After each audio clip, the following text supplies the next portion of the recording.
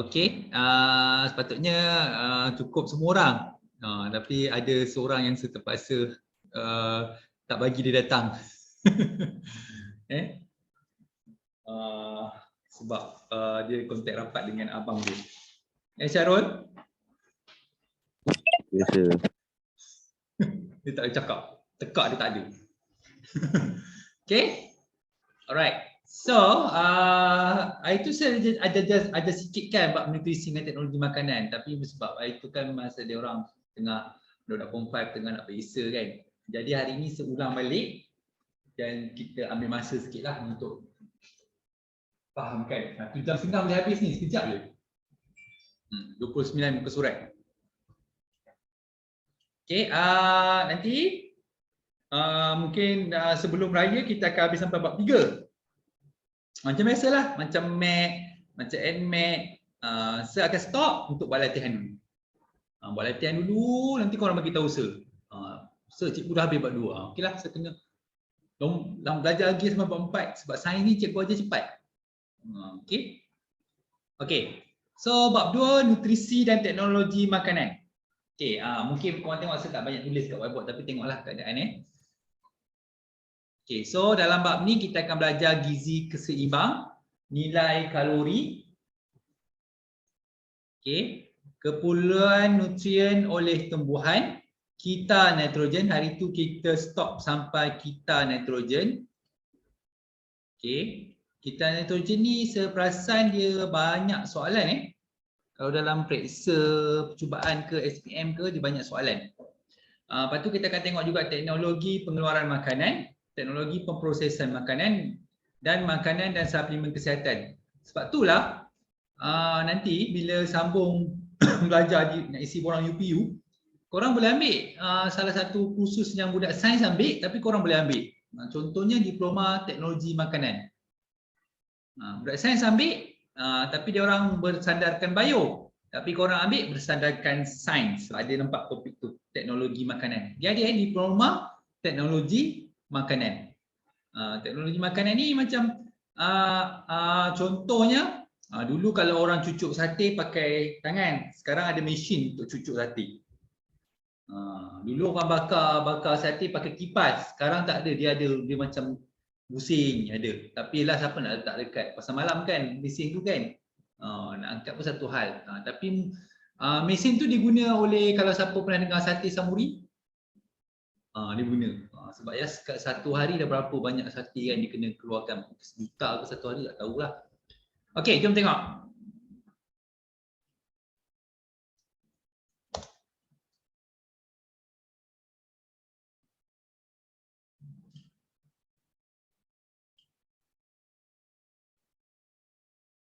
Okey. Gizi seimbang dan nilai kalori. So, makanan diperlukan oleh organisma hidup untuk mengekalkan kesihatan, membekalkan sumber tenaga. Nampak? Dua benda ni dah benda yang penting dah. Dia kata mengekalkan kesihatan dan membekalkan sumber tenaga. Sebab itulah kalau sebenarnya kalau kita korang duduk kat hospital, dia ada bagi makanan yang tertentu. Memanglah korang kata tak sedap. Tak sedap lah sebab dia bukan terlalu masak dan kurang minyak. Ialah sebab kalau korang pergi kat rumah memang masak minyak berlebihan kan. So sebab tu memang dia macam contoh kalau sayur air memang tak sedap, tapi dia punya matlamat dia ialah untuk mengekalkan kesihatan dan membekalkan sumber tenaga. Sebab sayur yang dimasak tu adalah sayur yang macam raw, dia tidak terlalu masak. Kalau kat hospital. Okey. Samalah kalau orang kena COVID. Kalau tak lalu makan. Kalau tak lalu makan dia sampai ke tahap dia kena bawa lah ke CAC. CAC ni ataupun MAF tu lah. Sebab nak pastikan dia makan. Okey. Sebab itulah masa ingat kalau kita masa PKP yang satu dulu kalau korang ingat waktu tu siapa kena COVID sampai ke tahap yang kena baringkan, terbalikkan, siapa sampai macam tu dah orang kata dah tak ada peluang dah. Sebab apa sampai boleh kita katakan tak ada peluang? Sebab orang tu tak sedarkan diri. Macam mana nak makan dengan normal? Kan? Maksudnya orang-orang yang melepasi tahap itu dia sangat kuatlah. Kan Rosa pihak kakak kau. Kan? Okay. Okay, so next dia menjalankan proses-proses kehidupan seperti pernafasan, pembesaran, perkumuhan dan pembiakan. Membaik pulih dan menggantikan sel-sel yang rosak. Sebab tu makanan yang sesuai juga dia boleh memastikan sel-sel yang rosak digantikan. Contoh, sebagai contoh. Kalau korang ingat, terutama lelaki lah kalau masa form 1, form 2, form 3 ni, dia senang kena jerawat. Kan? Tapi kalau makan pun kau tak jaga, makan kebersihan lah, bersihan satu, makan pun tak jaga, macam mana nak ganti balik kulit-kulit yang rosak? Kan? Makan pergi makan makanan-makanan yang apa kita panggil makanan-makanan segera je. Semua nak segera. Tak boleh lah. Okay, segera ni bila kita lapar, terlalu lapar. Okay? So, makanan mengandungi pelbagai jenis nutrien. Gizi seimbang ialah gizi yang mengandungi kesemua kelas makanan dalam kadar yang betul mengikut keperluan makanan. Okay, nanti kita tengok apa maksud gizi seimbang ni. Kita belajar tapi sebenarnya orang tak ikut pun. Kan? Pergi kedai, pergi senduk nasi, senduk patutnya 2 senduk je. Tapi bersenduk-senduk kau senduk. Kan? Sebab dekat kenduri dia bukan bubuh senduk. Dia bubuh pinggan juga untuk senduk nasi. Jadi korang senduk 1 pinggan sebenarnya tu. Tak cukup korang pun senduk 2 pinggan. Jadi tak bolehlah memenuhi hasrat tu. Kan? Nasib baik dah puasa. Tak tahulah kalau ada orang buat kenduri hari Sabtu ni. Apa sebab tak boleh? Boleh lah. Dia buat kenduri menyambut Ramadan. Mana tahu kan nanti lepas sebelum lepas raya ni ada kenduri menyambut matematik tambahan A. Mana tahu kan? Saya kena pergi rumah Syami, saya kena pergi Mafi, saya kena pergi rumah Aifah. Kan? Mana tahu lepas raya ni ada kenduri menyambut A, matematik A. Dah saya kena pergi ke rumah Aziz, kan? Rumah Umar, Rusafia dengan Aina. Wah, kenyang tu. Kan? Nak buat kenduri tak apa, nanti tak apa, saya susunkan jadual. Nanti akan ikut jadual yang saya bagi ni untuk buat kenduri. Apa salahnya? Apa tak boleh pula? Biasa kan orang buat pulut kuning kan? Tak payah jumpa orang, jumpa bagi sajalah. Kan? Itu tanda kesyukuran. Apa saya tak boleh? Kan? Itu kan biasa kan cemerlang. Sebab itulah. Sebab korang kalau korang tak terfikir, korang lah cadangkan. Mak, kita dah dapat A ni matematik. Susah benar nak dapat A. Kita buat pulut kuning lah. Tak payahlah buat kuning besar-besar. Baik kat dengan teacher je. Alhamdulillah. Tapi bagi tahu awas sikit. Masa bila kau nak bagi? Ni aku dah makan, kau baru bagi. Ni masa saya nak makan. Okay? Alright. So, kelas makanan dan fungsinya. Protein. Penting untuk pertumbuhan dan menggantikan tisu yang rosak. Okey, protein inilah yang sebab yang kes bantut-bantut ni. Bantut ni maksudnya perkembangan pembesaran dia tak sepatutnya. Orang-orang tu kecil lah. Protein ni sebab saya ada seorang yang saya kenal, anak dia kecil. Okey. Protein ni dari lauk kan. Orang yang ada masalah bantut ni makan pun susah. Okay. Tapi kalau korang makan semua cukup tapi korang kecil, tu bukan bantut. Tak. Ni memang orang yang ada dia makan susah, lepas tu dia kecil. Tu dia ada masalah. Kena jumpa doktor tu. Okay. Sebab tu yang saya cerita ni bidang kerjaya korang lagi tau. Korang mungkin fikir pakar nutrien, pakar nutrien doktor. Tak. Dekat hospital ada orang yang bagi bercakap pasal nutrien tapi bukan doktor. Dekat hospital ada satu bahagian pasal pemakanan. Orang macam korang ni boleh. Kononnya pakai baju doktor pergi. Tengoklah kan jiran tengok. Tu Aziz pergi kerja hospital, doktor ya. Doktor nutrien. Betul lah. Kan? Asal kerja hospital, pakai baju tu, doktor boleh lah. Okey lah kan. Alright. So karbohidrat membekalkan semua dah. Karbohidrat tu nasi. Sebab tu lah orang nak kuruskan badan, dia tak makan nasi. Ada seorang anak murid saya, dia kapten Rabi Sekolah Teluk dulu, 2016. Pasal habis tu dia kata, kau apa ni, kau tak makan nasi dah setahun, 2 tahun, 3 tahun dah. Habis sekarang ni kau pergi nuri makanlah. Ini kalau naik badan balik, hantam sajalah. Kan, dah kerja tak apalah. Lemak membekalkan tenaga sekiranya badan kekurangan karbohidrat. Maksudnya kalau tak makan nasi boleh gantikan dengan lemak. Okey. Lemak tu biasa kat kulit-kulit kan, kat kulit-kulit ayam. Macam kalau orang rewang nak goreng ayam tu kan dia buang kulit. Sebab saya tahu kalau rewang kawasan kampung ni bahagian ayam sebuat. Asyik kena panggil ayam je pasal lah. Ni ayam ayam yang betul bukan ayam yang dekat KL. Tak faham tak apa. Okey, ada. Kan nantilah lepas SM kita naik motor kita setunjuk tempat dekat mana. Kau orang tak percaya saya pernah pergi bawa teacher lagi. Tak pernah percaya. Okey, vitamin mengekalkan kesihatan badan. Sebab itulah kan. Kena COVID, vitamin apa yang kena beli? C. Vitamin C ni sebab paling pantas. Tapi nak paling pantas boleh cucuk tau. Pergi klinik ada, saya nak cucuk vitamin. Dia cucuk lah. Tu dia instant dapat orang kata terus masuk dalam badan. Kalau telan kena makan semua kan. Ni terus instant ada. 100.5 macam tu kena bayar. Banyak klinik ada buat dah servis tu. Cucuk vitamin. Boleh sebulan sekali kau nak pergi cucuk saja boleh. Tak nak makan vitamin pergi cucuk. Kan beli vitamin pun dah berapa dah kan. Cucuk senang. Boleh. Mineral, jangan cucuk tu doktor jangan risau. Dia bukan doktor yang tak betul lah macam kat luar. Ni macam ni. Okey. Mineral melindungi badan daripada penyakit.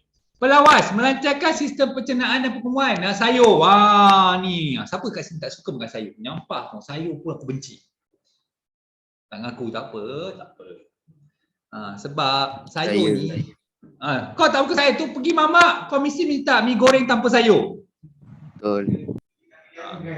Itulah patutlah dia saja tak nak dapat MAC A kan. Nanti kalau pergi dengan saya mesti cakap ni mamak ini mi goreng lebih sayur. Hati-hati ya Syarul. Mi goreng lebih sayur. Okey, dia sebab saya yang order dia terpaksa makanlah. Itulah sebab tu sakit tekak kurang makan sayur. Diam terus. Air membantu tindak balas kriminal tubuh badan. Kurang. Air kurang minum. Air kita satu badan manusia ni ada berapa gelas kita kena minum? 12 Tak sebut tak ingat. Tapi banyaklah. Kan? Sebab tu yang sebelum bulan puasa nanti nak sahur satu botol besar tu telan. Sebab buka puasa betul lah sebab buka puasa kau beli 3 jenis air kan? Betul. Dah rancang lah ni. Perancangan tu kena pasti. Hari pertama Ahad tu dah ada dah air apa kan? Okey. Sebab nak cukupkan yang itulah yang betulnya. Okey. So, lepas tu okey ni memang tak sesuai untuk Syarul lah. Okey, konsep pinggan sihat suku-suku separuh. Saya rasa kau tak suku pun Syarul. Masalahnya. Yang diperkenalkan oleh kementerian ni bukan pinggan yang sihat. Koranglah sihat. Maksudnya dalam pinggan tu ada makanan yang sihat. Jangan salah faham. Okey, diperkenalkan oleh Kementerian Kesihatan Malaysia mempunyai semua kelas makanan diperlukan oleh seorang individu yang saya sebutkan tadi, karbohidrat, lemak. Dalam satu pinggan tu ada semua. Kan? Okey. Kita memerlukan tenaga untuk melakukan aktiviti fizikal seperti berlari, menyanyi, bekerja, mengumpat. Betul lah. Menjawab soalan matematik, nak bagi makan cemerlang, menjawab sains. Kan? Okey. Proses-proses fisiologi contohnya bernafas, respirasi, tidur perlukan tenaga. Sebab korang kan bermimpi. Kan mimpi yang indah-indah. Sebab tu Hakim mesti cipta lagu tu. So dalam proses-proses mental, contohnya berfikir. Berfikir ni kau tak perlukan tenaga. Sebab kau lebih suka tak payah fikir. Dan membayang, bayangkan matematik takut A. Tapi tak keluar-keluar bayangan tu So, tenaga kita perlukan diperoleh daripada makanan. Okey. Keperluan jumlah kalori individu berbeza antara satu sama lain. So, ada faktor-faktor yang mempengaruhi keperluan kalori individu seperti berikut. Contohnya jantina. Okey, jangan kata lelaki je kuat makan, kadang-kadang ada perempuan pun kuat makan. Sebab tu ada iklan dalam TV. Aku pun nak makan. Ada tak? Yang dia apa tu produk tu kan? Maksudnya kalau kau minum air tu kau boleh makan sebanyak yang boleh. Sebab dia membantu proses perkumuhan, dia buang balik. Tu maksud dia. Saiz badan. Of course lah orang saiz badan besar dia akan makan lebih banyak. Okey, tapi sekarang tak. Orang saiz badan besar dia akan kurang makan sebab nak jaga badan. Umur. Okey, tak juga. Kadang-kadang budak tu kecil tapi makan, masya-Allah. Ada. Sekarang dah tak betul lah semua ni, tapi kena tahulah faktor aktiviti fizikal, pekerjaan, orang-orang yang kerja berat. Okey. Macam contoh ada masa tukang buat kelas sebelah sana tu, sebiling nasi sebubur penuh. Nasi penuh, lauk sikit tak apa, dia nak nasi banyak. Okey. Keadaan kesihatan. Macam mana? Orang yang sakit kena banyak makan. Tapi pasal tak, orang yang sakit ni dia tak banyak makan. Makin sakitlah. Iklim dan suhu persekitaran. Orang yang duduk kawasan yang sejuk, so dia perlu makanan yang lebih banyak. Okey, kita tengok jantina, lelaki. Perempuan, lelaki memerlukan kalori yang lebih tinggi berbanding dengan perempuan kerana lebih aktif. Tak juga, sebab ada perempuan yang lebih aktif. Betul? Okey, ini contoh dari segi sains. Okey, memiliki saiz badan yang lebih besar, mempunyai kadar metabolisme yang lebih kecil. Sekarang ni memang ada lelaki yang kecil. Okey. So, saiz badan. Individu yang berbadan besar memerlukan lebih kalori berbanding dengan individu yang berbadan kecil kerana mereka mempunyai jisim badan yang lebih tinggi. Untuk disokong mempunyai bilangan sel yang lebih banyak, memiliki kadar metabolisme yang lebih tinggi. Tapi kalau saya pergi kat fast food tengok orang kecil makan banyak. Kan? Burger ada 3 jenis. Tengok nanti bulan puasa nanti. Okey. Umur, kanak-kanak, warga tua, bayi, kanak-kanak, remaja memerlukan kalori yang lebih banyak berbanding dengan warga tua kerana mereka memerlukan lebih banyak tenaga untuk pembesaran. Tapi tak juga kan, kalau kau tengok kata atuk korang pun, atuk ke nenek lagi kuat makan kot. Tak tahu kan. Sekarang kan ada Foodpanda, Shopee Food. Kan, senang. Mana kau nampak? Atuk korang ada online? Okey. So, warga tua memerlukan sedikit tenaga kerana mereka kurang aktif dan mempunyai kadar metabolisme yang lebih rendah. Okey, aktiviti fizikal. Nampak? Orang ni angkat beg kecil, orang ni angkat simen. Confirm lah dia perlukan tenaga yang lebih banyak. Pekerja yang aktif secara fizikal seperti petani atau buruh memerlukan lebih banyak kalori berbanding dengan pekerja pejabat kerana mereka menggunakan lebih banyak tenaga untuk pengecutan otot. Percaya tak, sekarang ni zaman tak sama macam dulu. Kalau orang gaji besar, orang kerja ofis. Sekarang tak. Orang yang kerja yang perlu banyak ni, dia lagi besar gaji dia. Ya? Kalau korang ada sawah padi itulah ni. Kalau korang ada apa ladang getah lagi banyak pendapatan dia. Okay, sebab itulah sekarang macam contoh Felda, ada orang sanggup berhenti kerja, mak bapak dia tak larat, dia sanggup usahakan. Okay, keadaan kesihatan, individu yang sakit tidak memerlukan makanan berkalori kerana mereka kurang aktif. Tapi ini tak betul ni. Sebenarnya kena makan lebih baik banyak untuk cepat pulih. Dari segi sains, yes. Sakit kurang makan. Okay. Suhu persekitaran. Ini saya sudah sebut. Individu yang tinggal di persekitaran sejuk memerlukan lebih banyak kalori berbanding dengan individu yang tinggal di kawasan yang panas. Maksudnya kawasan sejuk dia banyak makan. Okay. Dalam persekitaran sejuk lebih banyak tenaga dihilangkan daripada tubuh badan kita ke persekitaran, maka lebih banyak kalori diperlukan untuk mengekalkan Suhu badan. Pasal tak kalau siapa-siapa pergi kamera halal, lagi banyak makan? Tak pasal ni? Tak pergi kamera halal tak pernah. Kan lagi banyak makan. Pergi kamera halal ada steamboat lah. Kan pergi pasar dia entah macam-macam lah. Lepas tu pergi sana nasi lemak strawberry dah.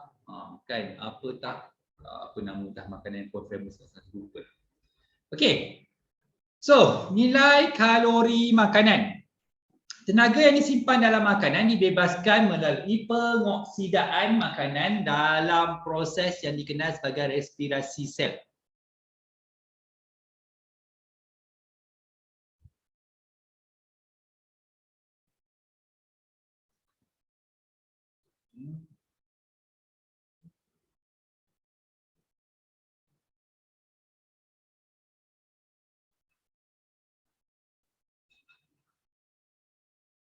Okay. Setiap jenis makanan mempunyai kandungan tenaga yang berbeza. Makanan yang kaya dengan lemak mempunyai kandungan tenaga yang lebih tinggi berbanding dengan makanan yang kaya dengan karbohidrat dan protein. Karbohidrat nasi lah, protein ni biasanya lauk. Kan, biasa kan korang makan nasi dengan lauk lah kan. Okay, tenaga dan makanan disukat dalam unit kalori atau kilokalori, kcal. Ada kalau kau beli makanan ni kat tu ada tulis. Macam Mak Haifah bagi ni rumah. Ada tulis kat belakang ni. Ni kat sini. Okay, tapi korang boleh beli pun kan, korang beli je. Lepas tu balik berasa. Okey, 1 kalori bersamaan dengan jumlah tenaga yang diperlukan untuk menaikkan suhu 1 gram air sebanyak 1 darjah Celsius. Unit lain digunakan untuk menyukat tenaga yang diperoleh daripada makanan ialah joule dan kilojoule. Kilojoule ni kalau lebih daripada 1000. Okey, ni kita tengok jadual kat situ. Nampak 1 kilokalori sama dengan 1000 kalori. Sebab kilo ni stands for 1000. Kilo ni. Sama dengan kilojoule. Dia bersamaan dengan 1000. Kalau 1 kalori, ini kena ingat. 1 kalori sama dengan 4.2 joule. 1 kilokalori sama dengan, maksudnya darab 1000 lah kan? Darab 1000. So 4.2 kilojoule. Kalau kilokalori, balas dia ialah kilojoule. Okey? Ada soalan ni dalam SPM Ingat banyak kali dah seulang dalam SPM subjek sains ni subjek yang patut dapat E. Okey. So nilai kalori suatu makanan ialah jumlah tenaga yang dibebaskan apabila makanan tersebut dioksidakan dengan lengkap. Maksudnya dioksidakan dengan lengkap tu dia ada proses dalam tubuh badan kita lah. Okey. Sebab proses tu disertakan dengan nafsu. Kan? Okey? Kita tengok nanti kan, nak tahu nafsu orang macam mana? Kita boleh tengok nanti waktu puasa kan. Kita tengok dekat kedai Mak Aziz nanti. Dia bukan beli orang seorang tapi beli 3 jenis blender. Ice blender. Kan? Sampailah dia penat nanti. Dia dah penat nanti pertengahan bulan dia dah slow lah sikit. Kan hujung-hujung dekat raya ni kena ni. Kan, ataupun hari Sabtu ni orang sebelum puasa orang sanggup nak makan betul-betul makan. Pelik. Okey, nilai kalori makanan ditentukan dengan menggunakan kalorimeter bom. Okey, dia ada alat lah untuk mengukur kalorimeter kalori tu. Okey, so tenaga kuasa yang dihasilkan dalam tubuh seseorang untuk menjalankan sesuatu aktiviti. Kalori unit untuk mengukur tenaga. 1 kalori adalah jumlah haba tenaga yang diperlukan untuk menaikkan suhu 1 gram air sebanyak 1 darjah Celsius.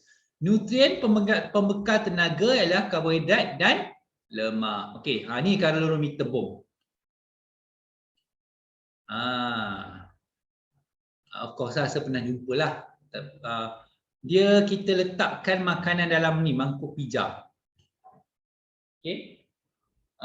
Dawa yang dipanaskan oleh letet digunakan untuk menyalakan makanan kering. Dia ni dawa. dia sambung ke makanan. Dia baca cucuk kat makanan lah.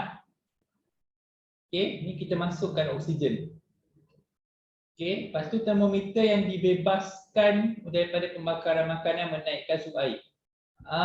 Ni dia, alat ni digunakan untuk membakar makanan. Maksudnya apabila keseluruhan makanan ni terbakar, dia akan membebaskan haba.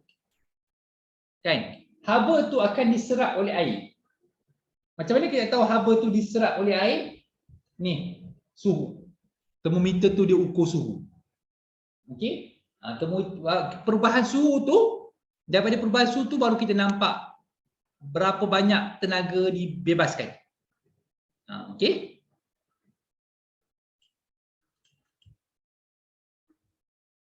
Okey, itu formula dia.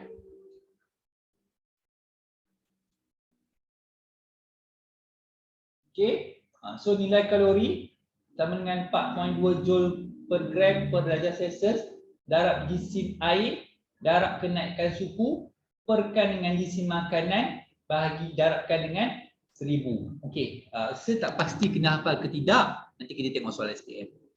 Okey, saya tak pasti kena hafal ke tidak. Okey, so ni eksperimen ni sepatutnya korang buat kat sekolah lah. Contoh untuk menentukan nilai kalori bagi kelas-kelas makanan yang berbeza. So kelas makanan manakah yang mempunyai nilai kalori yang paling tinggi? Hipotesis dia ialah lemak mempunyai nilai kalori yang lebih tinggi berbanding dengan karbohidrat dan protein. So kita ada pembalik ubah dimanipulasikan, iaitu jenis sampel makanan, maksudnya sampel makanan yang berbeza-beza. Pembalik ubah bergerak balas nilai kalori sampel makanan. Nilai kalori tu bila kita bakar tadilah. Yang pakai ni kan, yang besi ni. Besi ni dia pindahkan haba. Besi tu. Okey. Alright. Lepas tu dimalarkan ini air lah.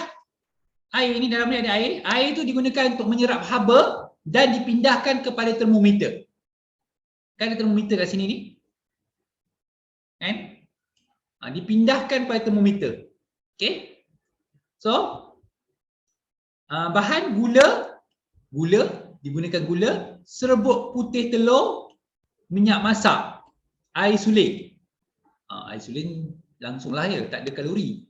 So radas dia kalorimeter bomb. Okey. So dia masukkan 5 gram gula, jangan masukkan sampai 1 kilo, tak muat. Kan bila nak habis eksperimen tu. 5 gram gula dimasukkan dalam mangkuk pija kalorimeter bomb. Kalorimeter bom diisikan dengan 1000 cm padu air suling. 1000 cm padu air suling tu bersamaan dengan 1 liter. 1 liter. 1 liter. Dalam eksperimen dia suka pakai cm padu.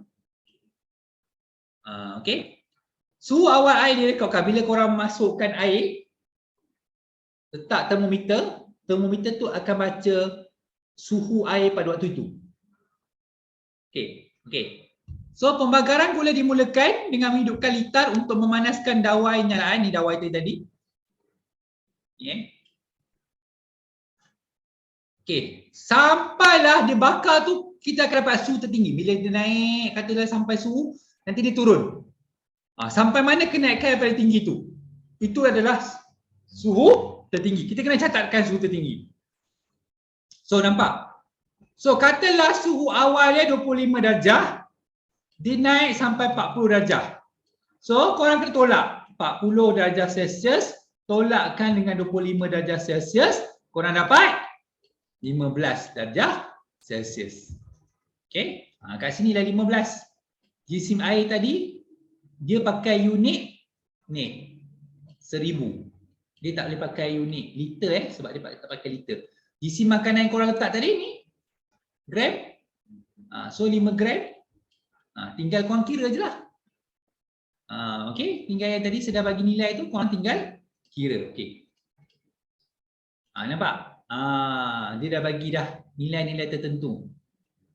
Okey, kalau korang kira berdasarkan formula tu, korang akan dapat nilai kalori. Cuba tengok betul-betul. Makanan mana yang ada nilai kalori yang paling besar?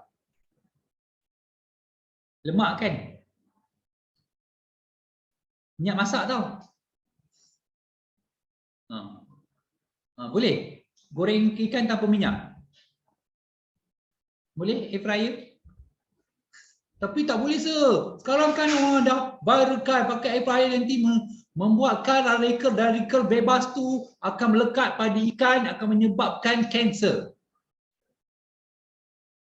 Siapa ada air fryer kat rumah? Berapa lama dah korang pakai air fryer?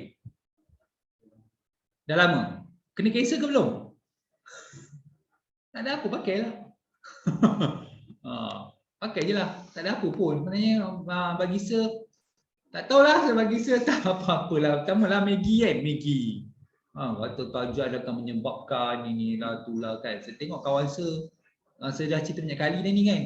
Kawan saya sampai belajar luar negara, elok je. Sampai sekarang. Okey.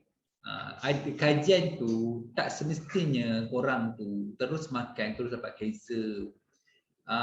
Ada orang dia ni takkan kena kanser sebab cara pemakanan dia dah betul. Contoh air fryer tu bukannya tiap-tiap hari korang goreng ayam pakai air fryer. Mau peningkan biar api. Kan? So bukan tiap-tiap hari. Ada juga nak kena goreng juga pakai minyak. Tak sedap lah asyik-asyik nak air fryer je. Kan? Okey. Tu contoh. Okey. Sebenarnya air fryer tu dicipta bukan setakat untuk memudahkan. Dia mengurangkan kebergantungan kepada minyak.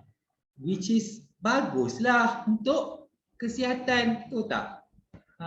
Kan? Okay. So,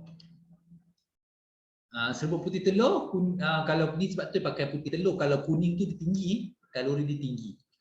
Okay, dalam aktiviti ni gula, serbuk putih telur, minyak masak masing-masing mewakili karbohidrat, protein dan lemak. Antara tiga makanan tersebut, telur mengandungi nilai kalori yang paling tinggi. Lemak mengandungi nilai kalori yang paling tinggi dan karbohidrat mengandungi nilai kalori yang paling rendah. Maksudnya nasi, karbohidrat dia rendah je lah. Dah tak makan nasi. Kan? Dalam aktiviti ini kita menganggap bahawa air menyerap semua haba yang dibebaskan oleh makanan. Hakikatnya sebahagian haba mungkin telah terbebas ke persekitaran. Data dikumpul menunjukkan lemak menilai kalori yang paling tinggi daripada sisi diterima. Okay, of course lah kalau kau makan dekat fast food, McD, KFC, apa-apa jenis fast food pun, dia guna minyak yang banyak. Sebab konsep dia punya masakan ialah kita panggil deep fried. Deep fried tu maksudnya, kalau korang nak guna ayam, dia rendamkan keseluruhan ayam tu dalam minyak. Kalau korang goreng kat rumah, biasanya korang ni lepas tu kena kalis, pusing kan? Ini pusing sebelah kan? Tu kan deep fry tu goreng je, kita panggil goreng. Deep fry ni direndamkan. Kalau nak tahu nanti lepas SPM kerja lah tempat tu, kau nampak sini apa saya cakap. Lagi banyak minyak digunakan. Sebab tu lah minyak yang dia gunakan. Diorang tak guna, hari ni guna, besok guna tak. Minyak tu dia akan ganti tiap-tiap hari. Tiap-tiap hari kot tak serasa. Minyak tu masih elok lah. Bukan macam kita kan, kita guna sampai minyak tu dah jadi gelap. Okay. So,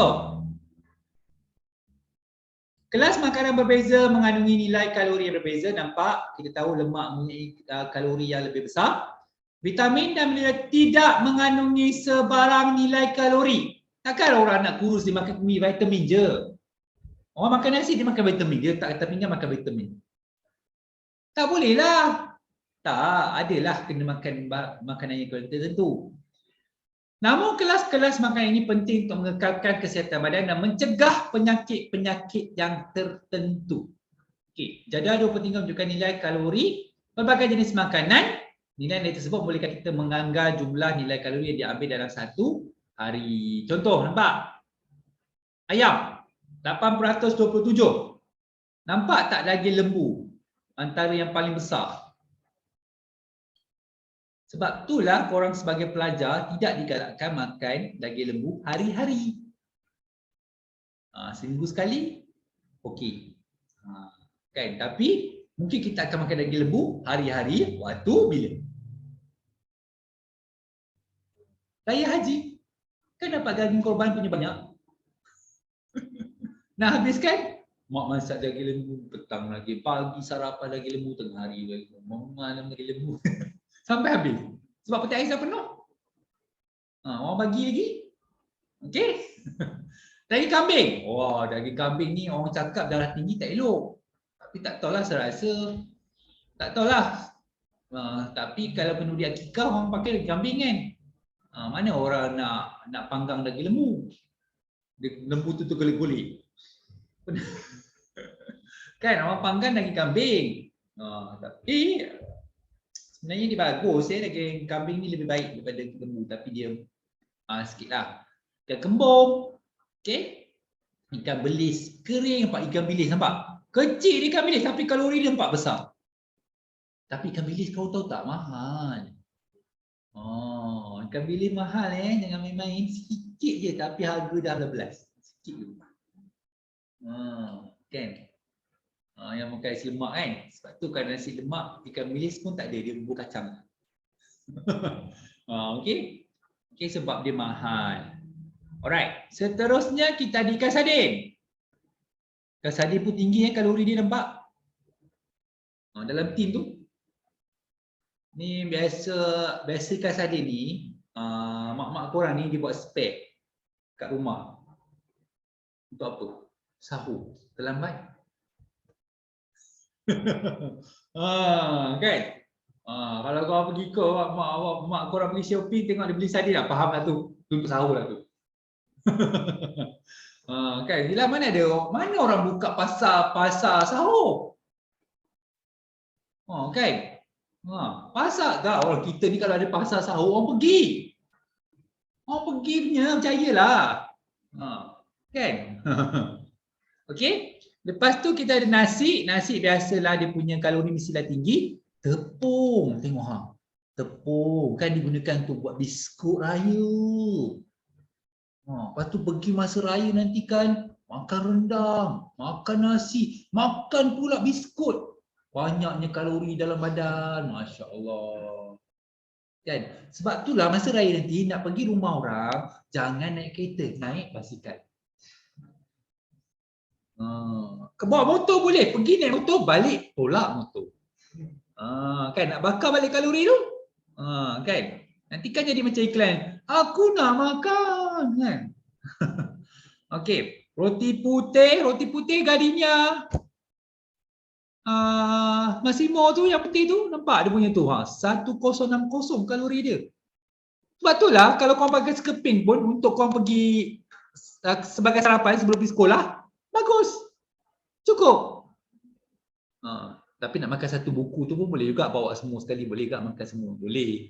Okey, terlebih sangat, lebih tenaga. Kopi tanpa gula, kosong. Tapi ada orang minum kopi tanpa gula ada baik. Okey. Teh tanpa gula ada. Ada yang orang biasa kan. Dia biasa orang order kat mamak, teh kurang gula, kurang harga. Kurang harga tak boleh, dia kurang gula saja. Okey. Tu Abang Syarul tu dah tidur kot. Dia siapa pernah makan dengan dia order apa? TO. Okey. Dia makan apa? Masya Allah. Ya Allah, Syarul. Itulah. Patutlah dia beria nak dapat matematik A. Nanti kan semua dia order 3 pinggan. Okey. Dia dengar ke tak tahu. Okey, gula. Gula ni dalam air gas tu. Memanglah betul lah gula banyak. Sebab itulah kita tak minum air gas hari-hari. Ataupun kan kalau contoh mungkin bapak korang ke bawa kereta jalan jauh, dia beli tu Red Bull. Kan, yang tu gula lagi banyak. Tapi sebab dia gunakan untuk tenaga untuk bawa kereta, tak apa. Macam dulu pun saya minum juga, tapi saya rasa macam tak boleh pula. Datang macam pening sebab terlalu banyak. Dia banyak sangat gula, tenaga banyak. Saya dah tak minum, saya minum air 100+. Sama juga, tapi kurang sikit. Kalau yang Red Bull tu, minuman bertenaga tu, wah, lagi banyak gula. Manis gila. Okey, orang yang ada apa? Diabetes, kecil manis, habislah terus. Kau bagi air tu habislah. Jangan sabotaj pula atuk-atuk korang. Kau bagi Red Bull habis je. Okey. So madu. Madu ni orang yang ada diabetes dia boleh minum madu. Okey. Kacang tanah. Okey, madu Jangan cakap kat bapak korang. Tu madu yang lain. Dia tak faham. Nanti kan dia faham ni. Nanti mak marah. Okey. So, kacang tanah. Kacang tanah. Tu kacang tanah angin, kacang tanah cap jari, mengelemu. Tahu, adakah ada orang suka makan sambil-sambil tengok TV dia makan, buka kacang dia makan. Nampak tak dia punya kalori tu tinggi. Kan? Okey, kubis. 34 je kubis. Okey. Lobak merah, bayam, tomato, ubi kentang, cendawan, timun, temikai, pisang. Pisang ni ada kan?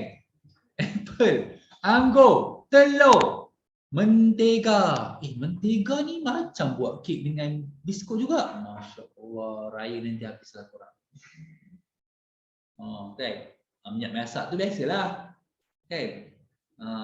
Sebab tu orang mana boleh susah lah kan nak kurangkan minyak. Adanya kau tuang mana ada. Gunakan sikit minyak boleh tengok. Banyak ada minyak dalam rancangan TV tu. Tuangkan sedikit minyak. Tengok banyak dia minyak dia bubuk. Kan?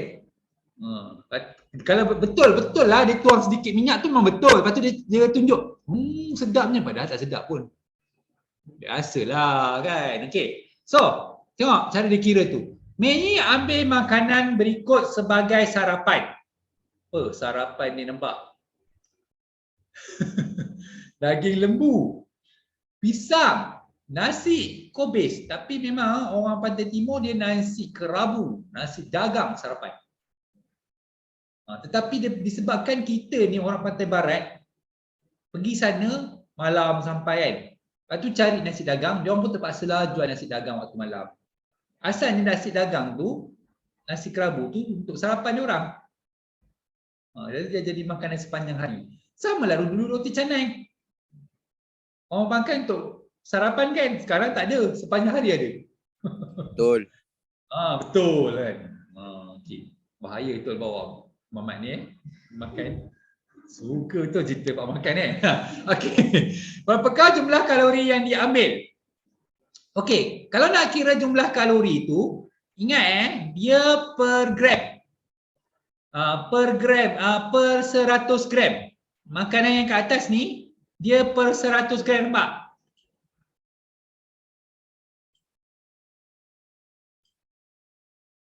Okey, per 100 gram.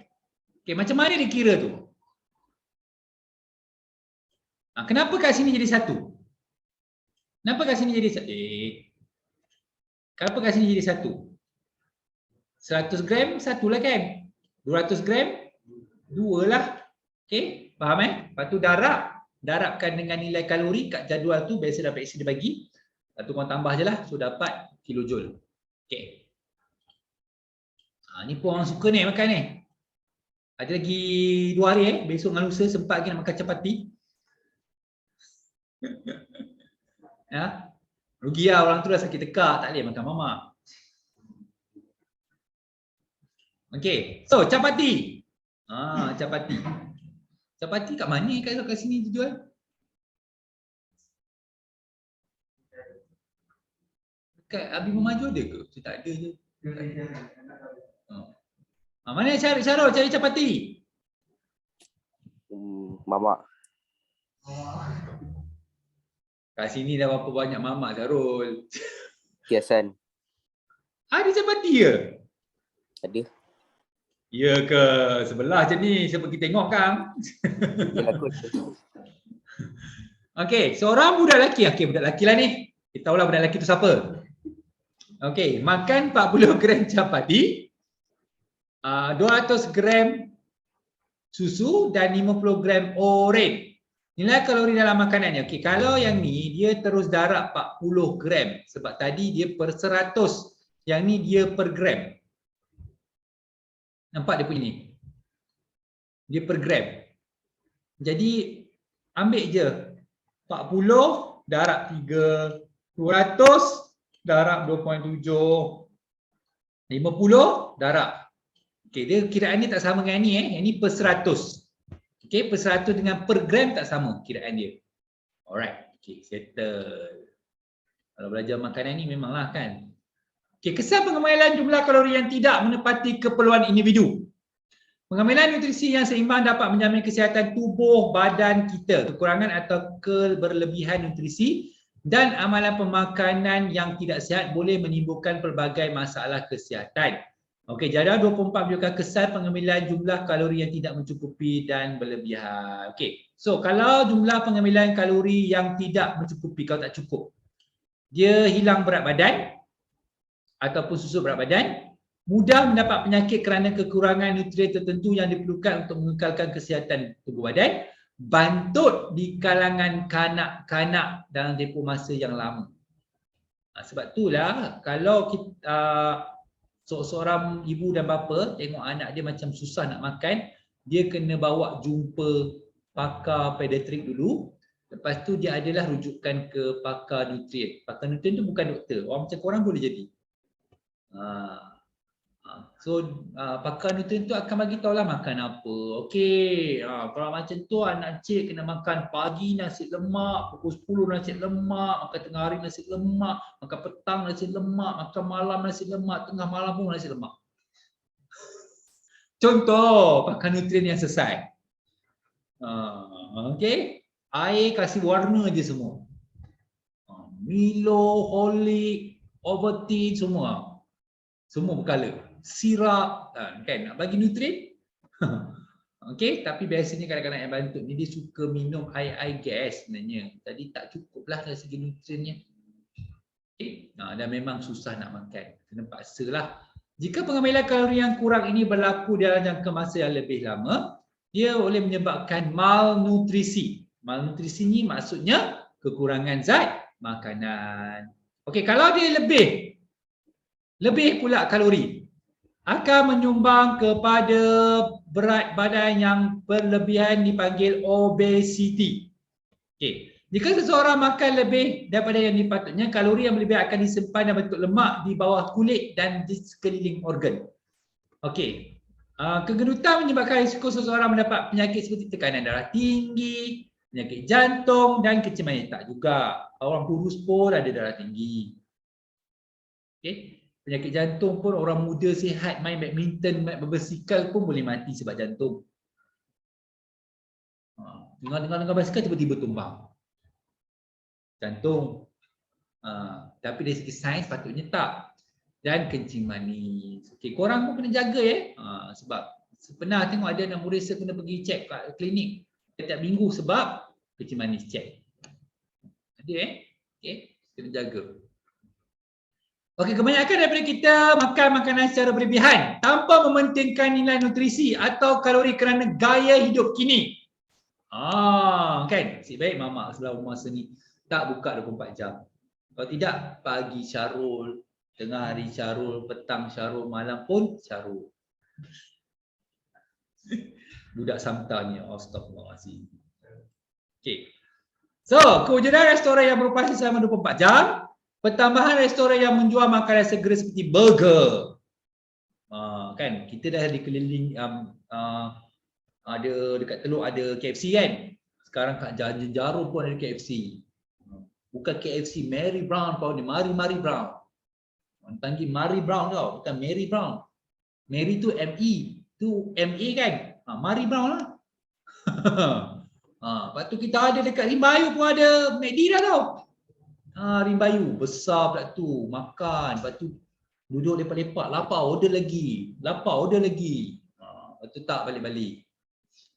Okey, terpengaruh dengan iklan-iklan makanan rapuh di media sosial dan televisyen.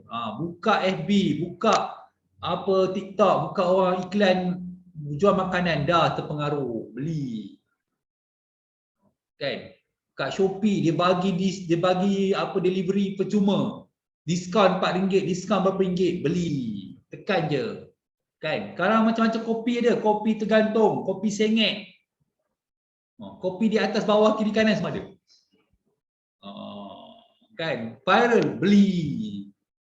Betapa banyaknya susu. Boleh kan tak boleh? Boleh. Okey, kemudian urusan pembelian seperti dalam talian. Sekarang beli online. Kan? Korang pula tahu pula nak buka akaun mak bapak korang. Dia kalau beli pakai kredit card lagi senang. Masukkan depan nombor tu dengan nombor belakang tu, tunggu notification dekat handphone mak ayah korang. Lepas tu masukkan nombor tu, dah dapat beli. Okey, saya tak ajar saya bagi tahu je.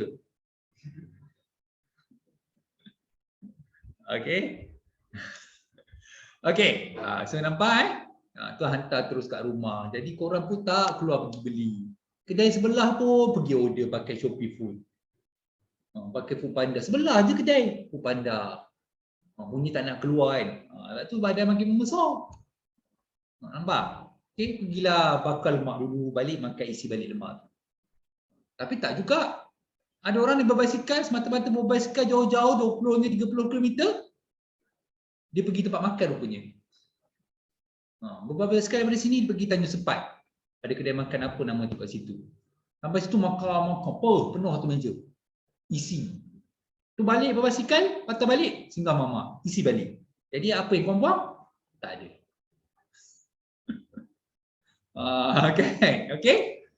Okay. Tahulah, sebab tak tahu. Saya anak murid sepuluh selalu berkaya basikal, tak tahu pergi dua sepeli lah. Korang ni kata nak menguruskan badan, ini bukan ni, kau isi balik ni tak guna lah. Okay. So jadual 25 menunjukkan kesan amalan pemakanan yang tidak sihat. Amalan makanan yang tidak sihat ada makan terlalu banyak daging dan makanan bergoreng. Sekarang ada daging salai. Ya Allah, kat jalan kebun tu kan. Daging salai power. Kat jalan kebun nak pergi dekat depan bandar Putra 2. Ada kedai-kedai Mbayu, pusing kiri terus ada belah kanan. Daging salai. Kan. Saya tengok orang sanggup beratur, panas terik. Makan kat situ, kipas pun tak ada, tak apa. Yang penting makanan. Kan? Tak, tempat penuh, tak apa, beratur. Orang demi makanan, dahsyat. Orang kita ni. Kan? Okey. Sebab itulah perkhidmatan pengantaran makanan itu laku. Foodpanda, GrabFood, Shopee Food. Sebab tu laku. Okey, apa berlaku? Kesannya. Arteri menjadi sempit disebabkan oleh pemendapan kolesterol pada dindingnya, tekanan darah tinggi dan penyakit jantung. Okey, ini kalau jantung tu dia ada satu saluran. Saluran ni. Ini saluran. Dia tersumbat tu ni lah lemak kolesterol tu, dia penuh kat sini. Sampai kawasan untuk lalu darah, ni dah penuh dengan lemak. Sikit je laluan darah tu. Bila laluan darah tu kecil, tekanan darah akan meningkat.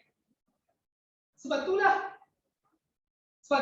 orang makan ubat tekanan darah tinggi tu untuk mencairkan darah. Tujuan dia untuk memudahkan laluan darah, tapi saluran darah tetap sama. Dia cuma mencairkan darah untuk memberi darah tu supaya dapat mengalir dengan mudah. Nampak? Tapi kalau dia sampai satu tahap, kalau tersumbat, apalagi masuk hospital lah. Kalau tersumbat dekat kawasan jantung, pergi IJN, itulah dia ada perubatan yang kita panggil skop. Skop tu dia ada satu batang kecil tu, dia masukkan dekat urat kat kaki. Tengoklah kat mana tersumbat, dia masuk kat kaki, dia masukkan kat urat. Urat tu kan saluran darah. Dia masuk, cucuk kat bahagian kaki, dia tolak sampai ke jantung. Boleh rasa tak? Boleh rasa tak? Kat tapak kaki korang tu, dia cucuk tu, masuk ke saluran tu. Berapa jauh jantung korang tu?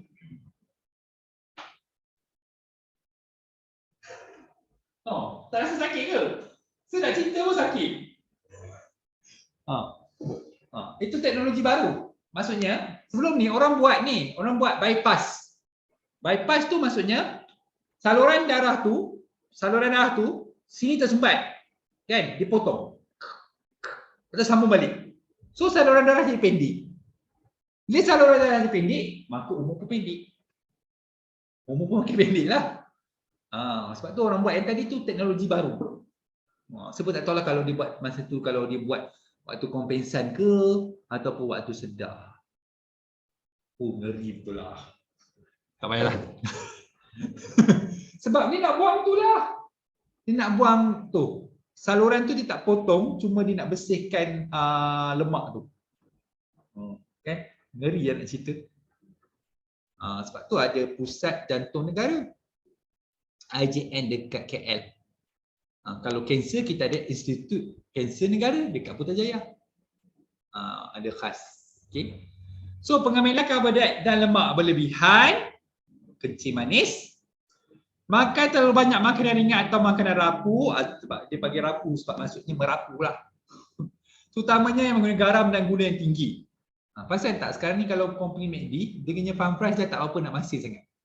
Dia dah kurangkan. Kononnya makan kat McD dah sihat lah. Tekanan darah tinggi, kencing manis, obesiti, kerosakan gigi, jantung berlubang. Sebab garam banyak ni pun kan untuk tekanan darah tinggi lah. Orang tekanan darah tinggi tak boleh makan banyak garam. Okay. Sebab saya ingat saya dulu kena tahan kat hospital, tekanan darah dululah masa baru form tu, tekanan darah tak ni. So, makanan semua tawar. Makan tawar, nasi tawar, ikan rebus je. Rebus air tu. Rasa pun tak ada. Minum Milo tawar. Dulu Milo tak sama macam sekarang. Milo sekarang dah sedap, tawar pun sedap. Kau tak bergula pun sedap kan? Lepas tu yang biskut petak tu. Watai apa dah nama ni? Ataupun cap pimpong lah apalah. Yang tanpa gula. Bayangkan. Tak apa, sudah manis. Tak apa, sudah manis. Okey, kalau sakit macam itulah. Okey, so jangan terlalu banyak sangat pergi mamak ya. Okey, waktu makanan tidak tetap, ulcer perut. Main hentam je kan. Makan terlalu cepat. Ni kan. Dia makan sepinggan nasi tu telan sekaligus habis. Makan pantas lah, dia kena kunyah-kunyah dulu. Dia masuk telan. Dia tak kunyah. Tak boleh lah. Kalau ikutkan sunnah Nabi kena 40 kali kunyah. 1, 2, 3, 4. Kira lah. Masuk sekali dalam mulut, 40 kali kunyah. Boleh ikut. Ada kawan kat Malaysia dulu makan kunyah 40 kali tu dia ikut sunnah. Memang lambat gila habis. Saya ingat nama dia Syahidat. Okay. So akan menyebabkan perut senang. Tapi memang badan dia sihat lah. Okay. So apakah gizi seimbang? Jawapannya adalah C. Gizi seimbang ialah gizi yang mengandungi kesemua jenis makanan dalam kuantiti yang bersesuaian mengikut keperluan tubuh badan kita. Okay. So habis dah tadi bahagian tadi. So semua kalau dalam soalan macam inilah, apakah yang dimasukkan dengan nilai kalori? Apakah radas tadi kita panggil apa? Kalorimeter bomb kan? 5 kelas makanan, protein, karbohidrat, vitamin, mineral, air, kan?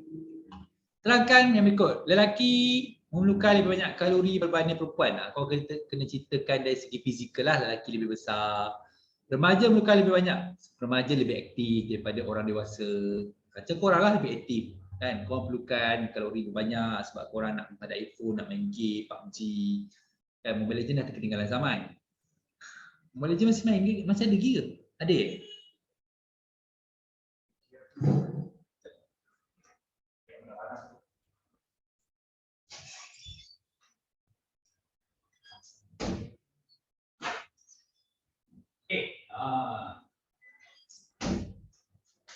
Saya sebenarnya tak suka menghalang orang main game. Sebab saya dulu pun main game. Dulu pakai PC, mana ada handphone ni. Kita orang main game. Okay. Sekarang sebab tu dulu tak pakai spek pun boleh, tak pakai spek pun main game. Sekarang kena ni, nanti tak lama buta lah korang. Okay. Perlukan tenaga, sebab itulah kalau korang perasan, korang main dalam tempoh yang lama, korang pening kepala kan. So kena jagalah. Okay, kena jaga. Bukan tak boleh, tapi Waktu makan, makan. Waktu belajar, belajar. Main-main lah. Semua buat bersungguh-sungguh. Semua buat bersungguh-sungguh. Tapi yang paling pelik, yang paling korang bersungguh-sungguh ialah berak. Kenapa yang lain-lain tu tak boleh buat bersungguh-sungguh? Buat semua sekali bersungguh-sungguh. Kan senang, adil. Kan nanti kat akhirat nanti Allah tanya, kenapa kau berak je bersungguh-sungguh? Belajar tak nak pula bersungguh-sungguh? Susah jawab Okay. So, okay. Ini cerita pasal tumbuh-tumbuhan. Kita dah cerita pasal makanan. Suka kan nak masuk dalam puasa. Patut saya cerita minggu depan. Lepas tu siap bagi gambar-gambar lah. Okay, so keperluan nutrien oleh tumbuhan. Okay, kita ada makronutrien, maksudnya makro tu besar. Mikronutrien maksudnya kecil. Dulu dekat Shah Alam ada nama pasar raya, nama dia Pasar Raya Makro. Makro tu maksudnya besar. Sebelum kedatangan Tesco, Econsave, Giant kan nama besar kan. Bukan Giant yang Nobita tu bukan. Aeon Big kan. So semua tu besar maksud dia. Dulu namanya makro, saya ingat dulu. Dia punya masuk pasar raya tu simen je. Macam Econsave kan dia punya lantai kan simen. Dia tak pakai tile kan. Simen je saya ingat makro. Econsave tu di konsep makro lah. Buka-buka masuk je pasar raya tu TV. Dulu mana ada TV? Nipis. TV petak yang tebal belakang dia besar. Dulu TV 100-200 ringgit boleh dapat. Merasa dah sekejap saya pakai TV tu. Tak rosak Okay. Sekarang TV tu dulu kena pandang petik berpuluh kali copy repair sekejap je siap. Sekarang ni TV nipis kena pandang petik seminggu lah kat kedai. Silat-silat kena beli baru. Sekarang teknologi dicipta untuk buat duit. Faham maksud saya? Teknologi dicipta untuk buat duit. Okay.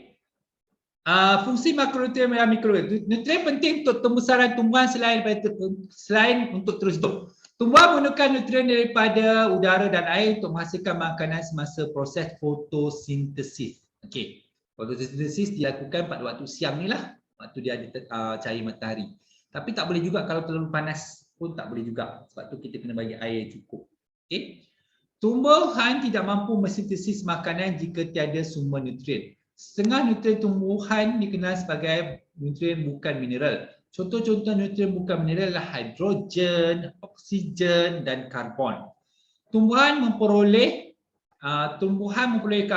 karbon, hidrogen dan oksigen daripada karbon dioksida.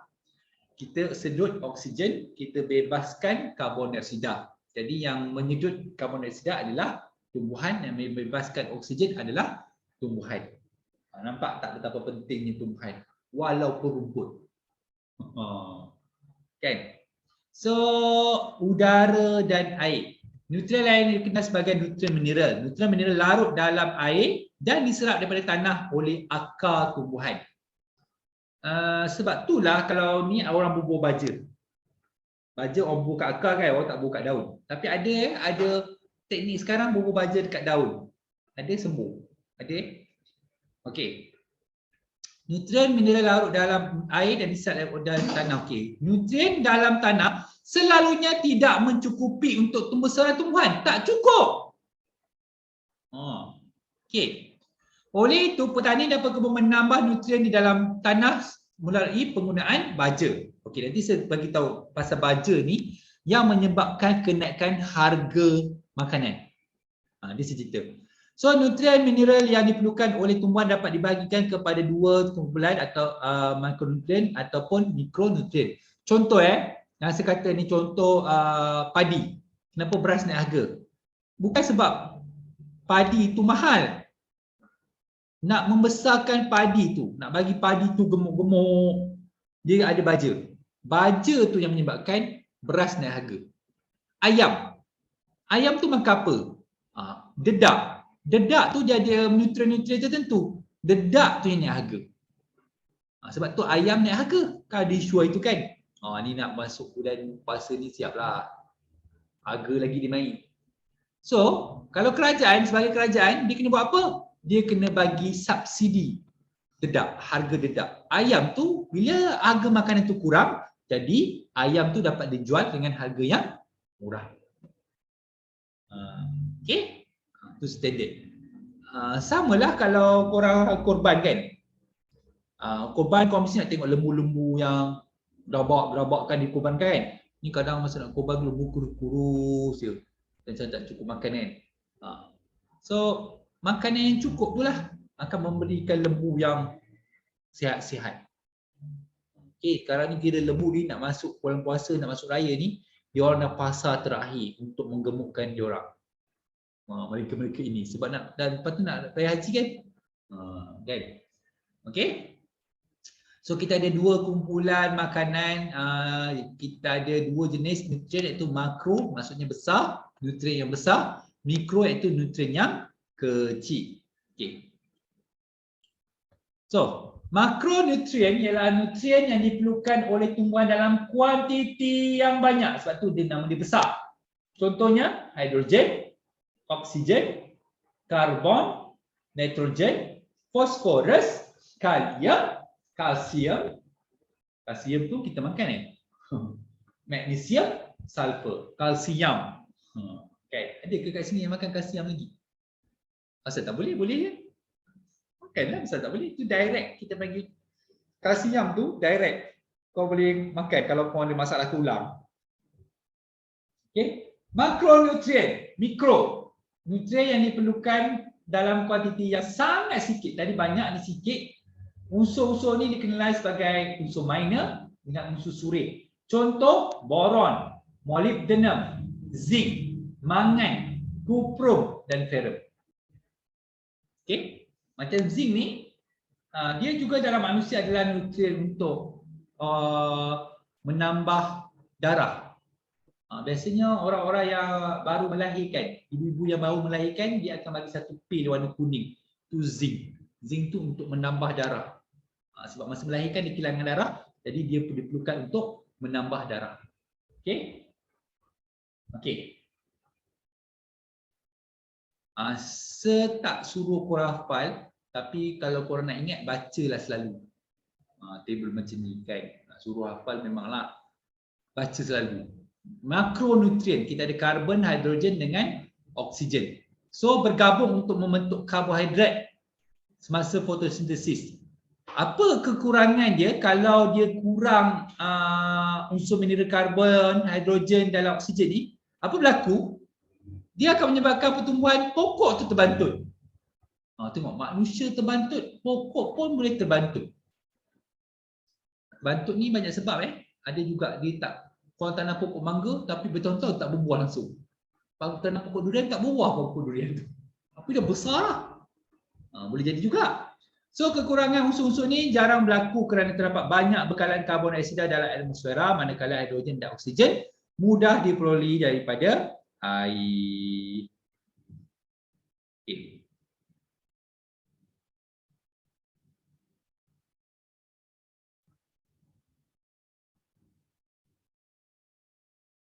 Okey, nitrogen. Mensintesis klorofil. Klorofil tu yang warna hijau tu lah. Mensintesis protein protoplasma dan asid nukleik. Daun menjadi kuning. Kejadian klorosis dan gugur. Biasa kan kau tengok pokok, daun dia jadi kuning sampai coklat, lepas tu dia gugur sendiri. Itulah sebab dia kurang nitrogen. Okey. Pertumbuhan terbantut. Fosforus, pembentukan protein, asid nukleik dan ATP menggalakkan pembagian sel, kematangan tumbuhan dan kemasakan buah. Daun menjadi hijau tua dengan bintik-bintik merah, pertumbuhan terbantut, tumbuhan lambat matang dan buah lambat masak. Sulfur, mensintesis protein dan asid nukleik, pembahagian sel. Daun mudah menjadi pudar warnanya dan gugur. Pudar warnanya maksudnya dia tak hijau seperti yang sepatutnya. Okey. Pertumbuhan akar terbantut. Bila akar terbantut tu dia tumbuh tu dalam keadaan yang tak normal. Okey. Fosforus, okey, tumbuhan lambat matang dan buah lambat masak. Kita tunggu buah dah ada, buah mangga tapi tak juga masak-masak lama. Bilalah nak masak. Kan, buah durian, bilalah nak dorong. Kan, itulah salah satu sebabnya. Sulfur, mensintesis protein dan asid nukleik, pembahagian sel. Daun muda menjadi pudar warnanya dan gugur, pertumbuhan akar terbantut. Kalsium, pembentukan namela tengah dan dinding sel. Mungkin korang tak perlu hafal semua benda. Korang kalau nak hafal satu ke kalau sebenarnya saya cakap tadi tak payah hafal. Kerapkan membaca. Okey, kerapkan membaca sains ni. Dan saya cakap tadi, sains ni patut dijadikan satu subjek yang pilihan untuk korang mesti dapat E. Okey. Mengekalkan sifat separa telak pada membran sel.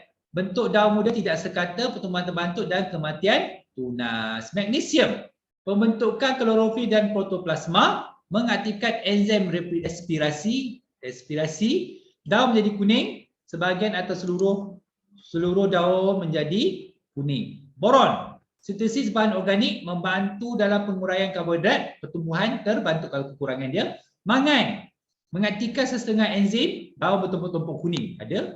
Ada kat contoh pokok selada.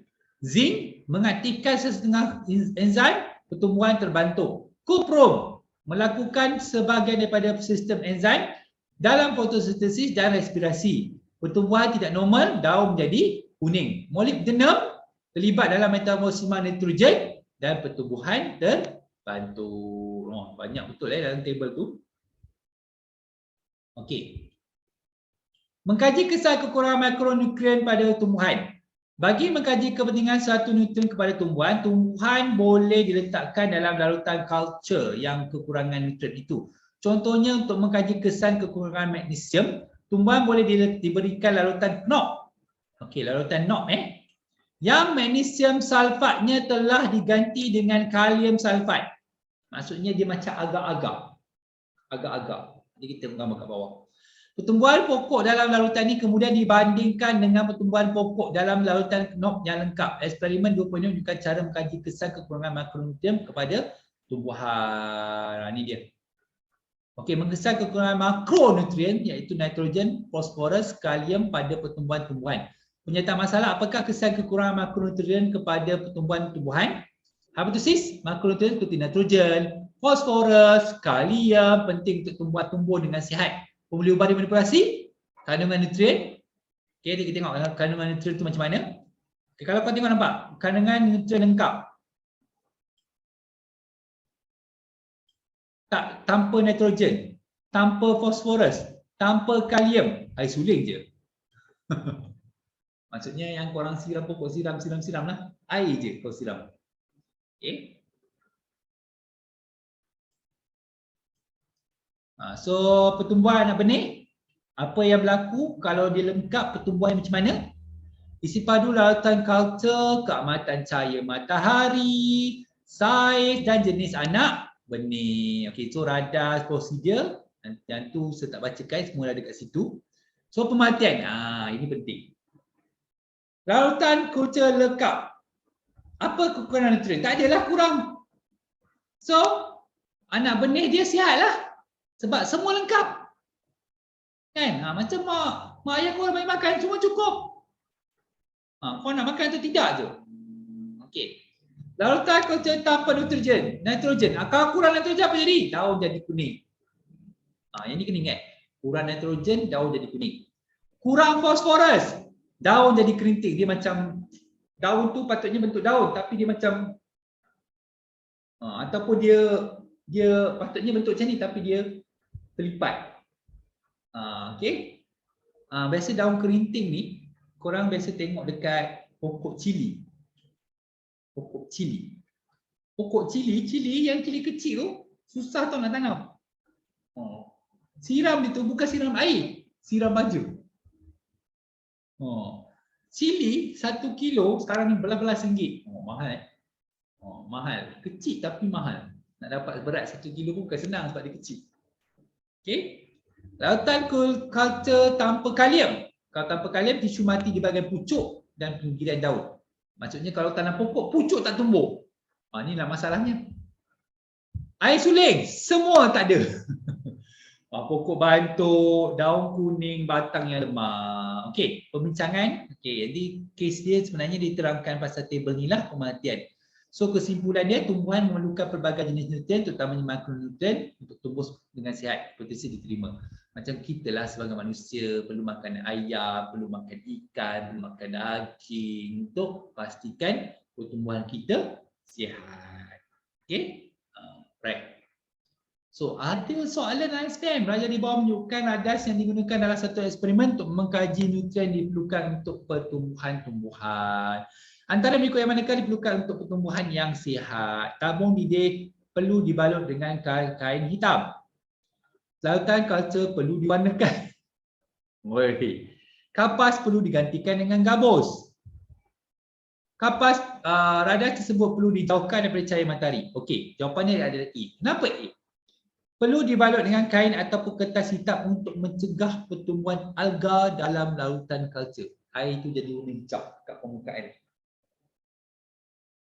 Kalau korang tengok dekat parit ke, ada kat parit lah selalunya ada bahagian atas tu warna hijau. Kalau bahagian atas tu warna hijau, dia kuranglah ikan dalam tu.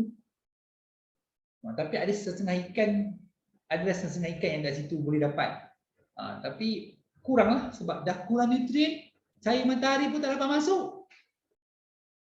Okey, nampak Alright. So ada lagi contoh soalan kat situ. Rajah menunjukkan kesan-kesan kekurangan nitrogen, fosforus dan kalium terhadap tumbuh-tumbuhan. Itu kita daun kekuningan, kekurangan nitrogen. Kalau kekurangan fosforus nampak daun jadi hijau tua, pinggiran berwarna ungu, daun menjadi perak, pertumbuhan terencat, akar terencat. Lepas tu kekurangan kalium, tumpuk-tumpuk kuning terbentuk pada daun, tisu-tisu mati di pucuk, batang yang lembut. Okey. Ada lagi soalan SPM. Seorang petani mendapati pokok mangganya mengalami simptom berikut. Tengok, dia cerita pokok mangga je. Saya cerita pokok mangga sebab saya ada pokok mangga. Okey. Okey, unsur manakah yang diperlukan dalam baja untuk mengatasi masalah ni? Buah sikit. Jawapannya fosforus. Buah banyak. Buah banyak. Buah banyak sangat pun tak boleh. Tak nak buah banyak, nak buah sikit. Pula. Tapi ada pokok mangga. Saya ada tengok lalu kat Taman Pahlawan, ada satu tanah kecil je pokok dia, tapi buah dia apa? Geram dia tengok. Tinggi, kita lagi tinggi pada pokok tu, tapi buah dia banyak. Saya tengok, kan? Geram lah kan? Biasa kalau taman ni orang main ambil je buah kan. Kita tak setengah tengok tahu dah hilang lah buah. Duduk taman lah. Kan? Okay, tips pemeriksa fosforus diperlukan untuk meningkatkan kuantiti hasil tanaman. So, ni contoh-contoh soalan yang ada dalam SPM. Apakah maksud makronutrien? Senaraikan dua contoh makronutrien. Nitrogen tadi kan? Mikronutrien, dua contoh mikronutrien. Nyatakan kesan kekurangan bagi setiap nutrien tersebut. Soalan SPM ni, nitrogen, fosforus, kalium. Dalam satu eksperimen untuk mengkaji kesan kekurangan nutrisi terhadap tumbuhan, mengapakah perlu untuk membalut tambur didih dengan kertas hitam? Tadi sebab apa? Untuk mengelakkan pertumbuhan alga. Okey, mengembus udara ke dalam larutan kucur. Okey. So bahagian seterusnya adalah kita nitrogen. Okey. Tak sempat juga nak habis. Kalau saya ajar saya memang saya tak suka baca je, saya mesti bagi tahu sesuatu. Kalau baca je senang lah. Okey. Ada apa persoalan nak tanya setakat ini? Kita nitrogen ni nanti yang mungkin saya tak tunjuk hari ni sebab nampak tu panjang cerita dia panjang. Tu dia. Okey. Dengan penerangan dia lagi adalah bahagian yang penting dalam SPM sebab ni lukisan. Nanti kalau ni nota sudah masuk ke dalam WhatsApp, korang boleh tengok lukisan ni ada macam-macam jenis lukisan, macam-macam versi, tapi korang kena hafal lah ni ke sini ke ni ke sini, ni ke sini ke, tahu proses dia. Sebab soalan dia daripada ni ke ni dia tanya apa proses. Sebab tengok ada pengikat nitrogen, ada proses apa tu, penitritan, tu kena tahu hasil dia. Ni soalan memang ada. Okey, Boleh faham Okey. So, nanti kita akan belajar minggu depan kekurangan dia, kelebihan dia. InsyaAllah saya akan habiskanlah. Patutnya nak habiskan hari ni, memang tak sempat. Lepas tu, jangan risau. Kita akan masuk juga bab 3 sebelum raya, dia confirm bab 3 pun habis. Okay, so lepas raya je, kita tinggal buat latihan dulu. Latihan ni sudah ada dah, semua sudah ada. Okey. So cukup dulu kot. Kita tunggu bagi korang rehat dulu untuk matematik. Untuk sains. BI. Okey. Biasanya saya akan pasangkan kelas sains tu dengan BI lah. Okey. Mungkin korang tanya kenapa BI tu tak ada dia sebelum tak, sebab waktu selepas post waktu teacher tak adalah macam dulu, ingat tak yang mula dulu sekeluar nak ambil anasa kan, tak payahlah. So korang belajar dengan teacher saya boleh pergi ambil anasa dah. Okay. So ni kenal-kenal kawan-kawan kau budak SC. Ada seorang budak SC juga kat sini, Azfar. Jadi dia datang. Okay. So pesan saya sekali lagi saya pesan, sekali lagi SOP kena jaga. Kenapa besok nak masuk endemik? Sebab bila masuk endemik ni pandai-pandai lah korang. Istilahnya masuk endemik pandai-pandai lah korang. Okay. So sekali lagi nasihat saya, tolong jaga kebersihan. Kita berusaha untuk jaga. Kita berusaha untuk ni. Kalau balik tu saya dah kalau tak nak pakai sanitizer, basuh tangan sebelum balik, sebelum datang. Kalau datang tuition, terus datang tuition. Balik nak singgah tak apa, tapi datang tuition tolong jaga. Sebab kenapa? Seulang sekali lagi, kalau kat sekolah tu kelas tutup, tapi korang tak terjejas, saya tetap akan bagi korang datang tuition. Sebab selagi orang yang positif tu bukan duduk sebelah korang. Kalau sebelah, korang kena cerita kat sebelah. Macam contoh Syarul, dia cerita kat keadaan dia, walaupun tadi dia check negatif tapi terpaksa tak bagi.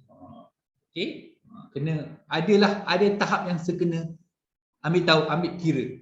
Macam Sami pun dia mesej macam mana teacher akan tanya keadaan mak juga, sebab saya kena jaga semua tu.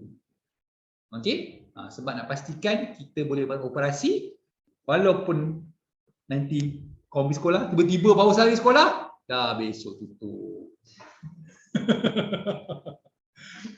Kecil betul Tak, memang contoh saya ambil anak saya ni, sekolah perkebangsaan, tak ramai orang. Dah faham lah, banyak kelas tutup. Macam kelas anak saya yang PPKI, anak saya yang autism tu, hari Senin sampai Rabu, semua kelas tutup darjah 1 pada darjah 6. Dah apa? Jadi, kosong lah sekolah. Nampak? Jadi fenomena ni jadi biasa untuk korang. Korang pergi sekolah, kelas tutup. Duduk rumah berapa hari. Okey. Kelas tutup tu tengok keadaan. Cikgu akan beritahu lah macam mana keadaan dia. Kalau Safi rasanya masih sama kot, kena tutup tu masih sama. Sebab kalau sekolah rendah 3 hingga 4 hari juga tutup. Okey. Tu janganlah nanti tiba-tiba kau cakap, saya baru sekolah Isnin, dah besok kena tutup. Itulah korang tak nak kan? Sebab itulah nak pastikan korang boleh tuition macam biasa. Supaya jagalah, korang jaga, kita boleh operasi macam biasa. Okey, faham Okey, lepas ni dengan teacher Okey, itu saja. Sarul nanti masuk link teacher pula. Okey.